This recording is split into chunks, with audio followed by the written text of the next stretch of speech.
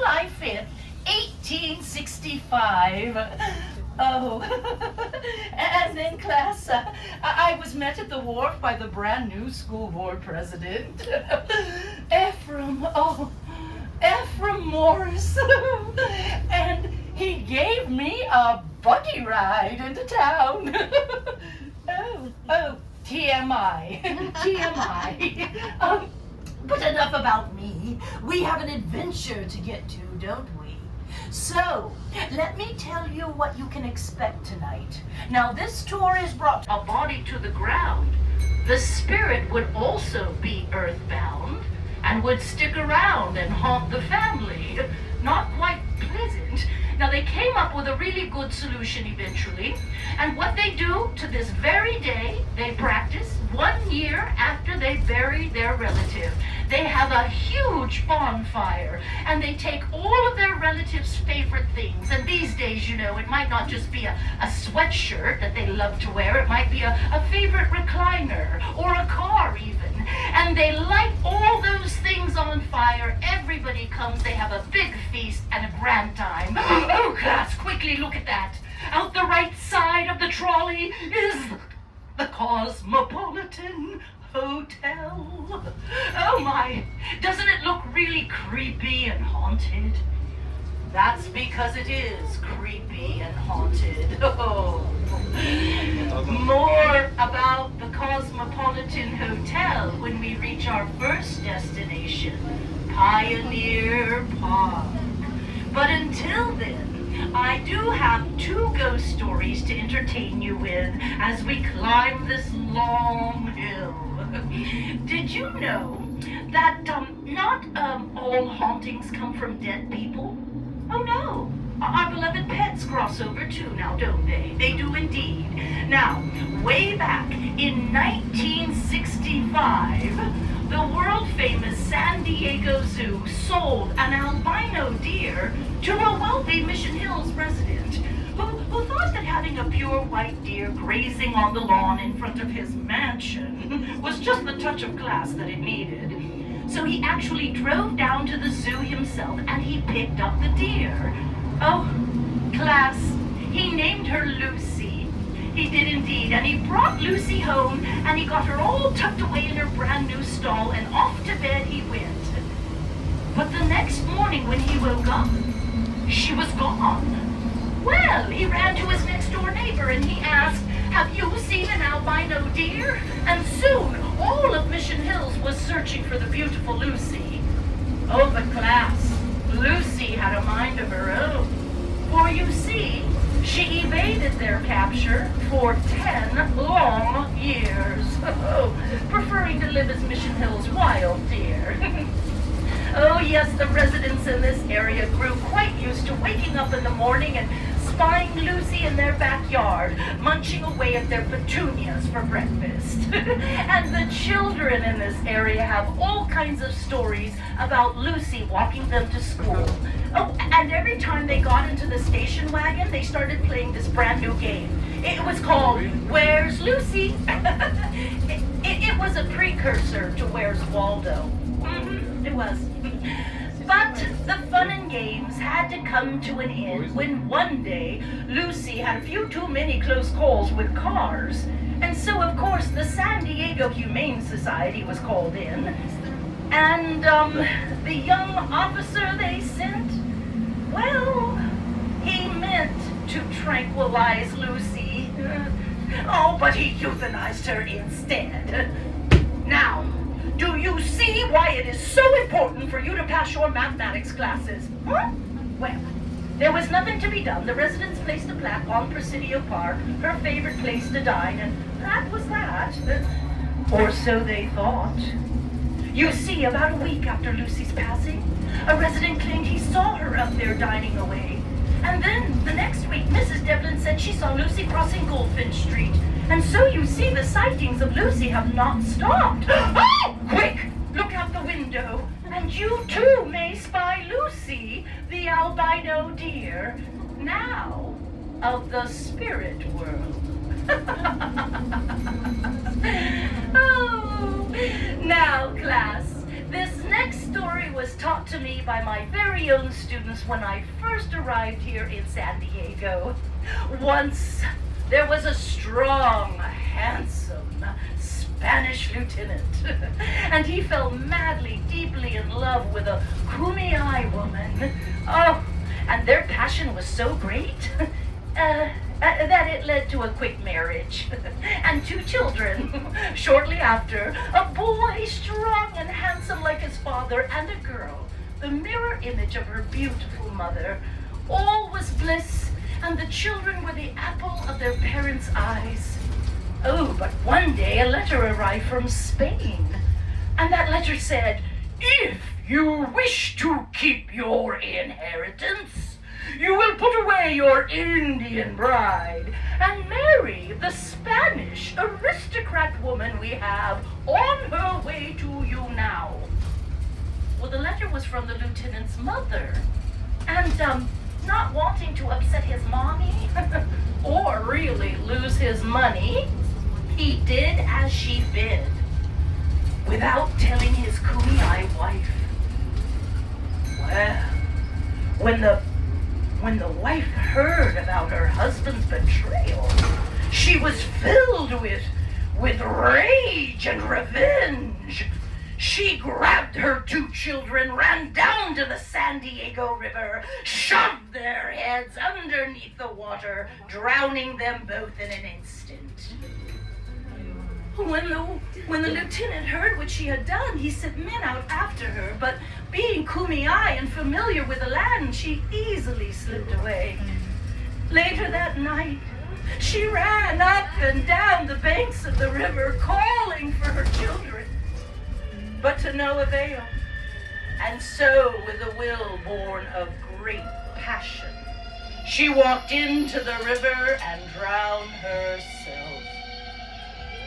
And they say on nights when the moon is full, you can still hear the wailings of La Llorona, the wailing woman. And look out, parents, because if she can't find her children, well...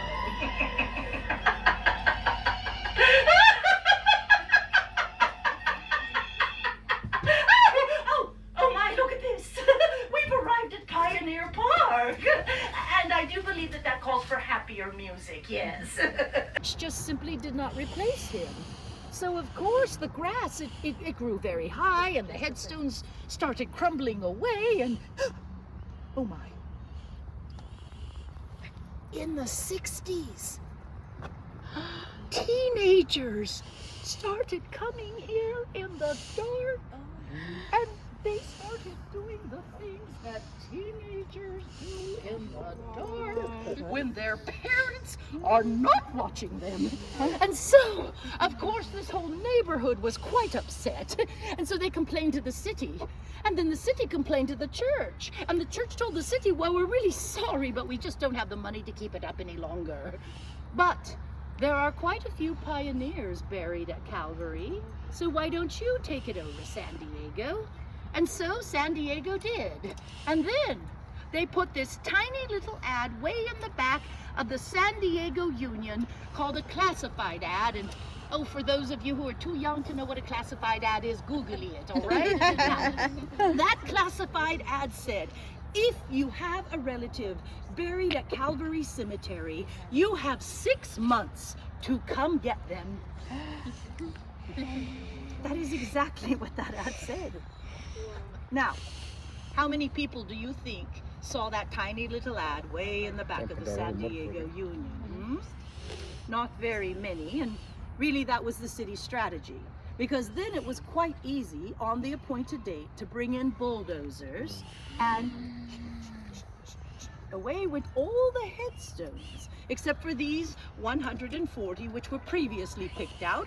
And then about a week later the landscapers came in and they put a foot of sod all over my friends. And then they simply renamed the place Pioneer Park. And now you know the secret behind this park. And do you know that only 2% of San Diegans actually do? Oh my God. And in the summertime, this park plays host to a lovely free concert series. And let me tell you, it is wall-to-wall blankets out there. And only 2% know that they are actually drinking their Pinot on somebody's Uncle Frank. All right now, class, I do have another cemetery that I need to take you to, and oh, I promise you, this time you will know it's a cemetery, no tricks, okay? But before we go, take a moment and look back there at this building behind us. That is the original building of Grant Elementary School.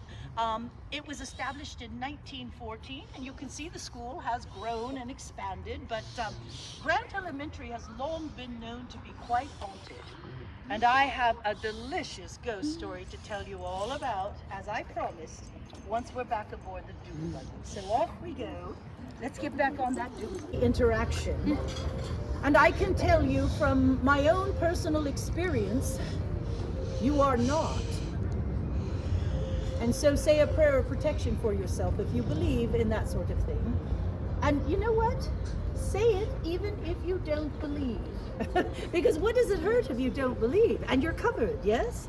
Now, before we begin, I always like to tell everybody that if you see a human being in one of those windows, 99% of the time it is a real live human being on a house tour, okay? Now that other 1% of the time I cannot guarantee. And you have also noticed that the house tour finishes their tour, they come out of this back door here and they walk over to that platform area. So that's what's going on. They're not getting chased out by ghosts, all right? Now, I always like to start my tour with a little bit of what happened to me personally when I took this job. As I said, I've been doing this job for about 2 years, and I am a retired high school teacher in real life.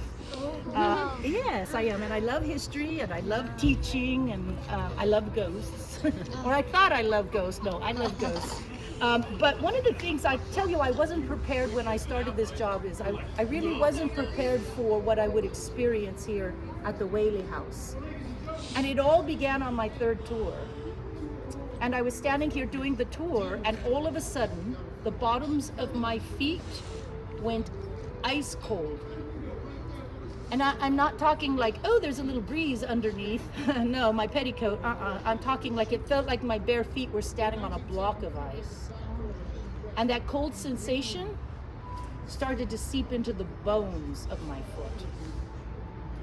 And then I felt it climb up through my leg bones, my hips, my vertebrae, and into my skull.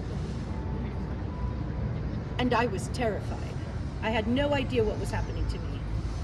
But I'm a performer. I have been on stage since I was 4 years old, and one of the things they teach you when you perform is you keep going no matter what. I mean, you could have your arm cut off, you'd be bleeding to death, and I'd still be up here talking to you. Right? So what I did was I took a step to the side to get away from that cold feeling. And I was safe for about a minute. And then, so I took a 3rd spot. And so tonight, if you see me doing this while I'm talking, I'm not waltzing for you, all right? It does still happen to me occasionally. However, now I know what it is, and I am better equipped to deal with it. The next thing that started happening to me was I started hearing things here. Specifically, the sound of a woman's skirts. And I would turn around and there would literally be no one there. And then every time I came on campus, it sounded like there was a woman walking behind me, kind of felt very harassing. And then one night I gave my tour and I went home and I tucked myself into my own little bed and I was falling asleep, and the next thing I knew, to the left of my bed, there was a young woman. And she was dressed in old-fashioned clothing and she was reaching towards me. And I knew she wanted to talk to me desperately. And I am not ashamed to tell you that at my age, I almost peed my bed. That's how frightening it was. And I could barely look at her. And I would look at her and close my eyes and look at her, and she was still there. And I finally ended up saying, oh, I'm really, really, really tired tonight. Do you think you could just go away? And I'll talk to you later, okay? And she left. And the next morning I got up and I consulted a medium. I knew I needed professional help. Now, I did not have a medium in my life. I had a friend who was a little woo-woo. So I went to that friend and they got me hooked up with a medium in Michigan. Her name is Diana. And we had a telephone call. And she knew immediately that I was giving ghost tours. And she told me some stunning things about my regular life, but she knew immediately that I was giving ghost tours. And one of the things she insisted upon, and this is what she was adamant and a bit frightened about, she insisted that I learn a prayer of protection, and that I say that prayer of protection not only for myself, but for my tours. I have done so already 4 times for you tonight. Before you board the trolley, I say the prayer, and then each time we go to a new place, I repeat the prayer. I have learned to take spirit seriously. I cannot explain to you what it is. I can only tell you what my experiences are. And once you've had a ghost experience, let me tell you folks, you don't really need science or anybody to tell you if it's real or not. It's real. Now, for those of you who are non-believers, well, when you have your first experience, come talk to me. I'm here. I am here for you. Now, let's talk a little bit about why the Whaley House is considered to be one of America's most haunted houses, with 33 separate entities that haunt these grounds and that house. The very first paranormal investigation into the house took place in 1965, when Hans Holzer came here, and he brought his psychic Sybil Leek. And the 2 of them spent about 2.5 weeks in this house, all alone, except for the 33 visitors. And it was they that determined that number. Now, we do know 5 of the Whaley family members haunt this house. So who are the other 28? And where did they come from? And what are they all about? Well, psychics agree to a point that there is a spiritual portal on these grounds. Now, for those of you who don't do ghost speak, a spiritual portal or a vortex is simply a place where spirit can come in and out of our realm quite easily. I like to think of it as the on and off ramps to the 805 freeway, all right? You know.